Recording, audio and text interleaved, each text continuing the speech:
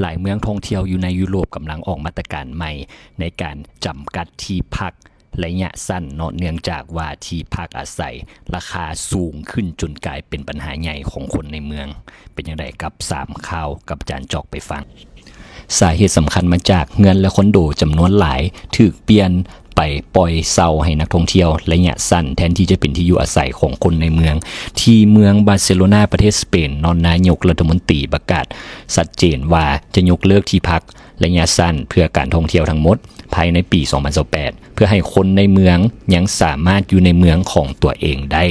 การตัดสินใจนี้เกิดขึ้นท่ามกลางกรณีที่รัฐบาลสเปนสั่งปรับ Airbnb กว่า64 ล้านยูโรจากการโฆษณาที่พักผิดกฎหมายยิ่งตอกย้ำความจริงจังของภาครัฐในการจัดการปัญหาที่อยู่อาศัยนอกจากนี้บาร์เซโลนายังควบคุมค่าเช่า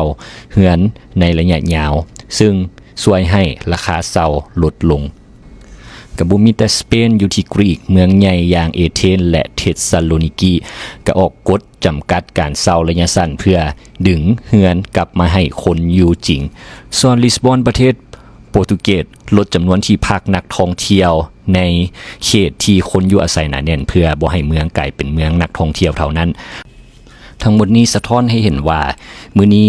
ยุโรปกำลังส่งสัญญาณอย่างชัดเจนว่าเรือนควรเป็นที่อยู่อาศัยสกอนบ่แม่นสินค้าสำหรับนักท่องเที่ยวแล้วเจ้าได้คิดจำใดกับเมืองท่องเที่ยวอย่าลืมกดไลค์กดติดตาม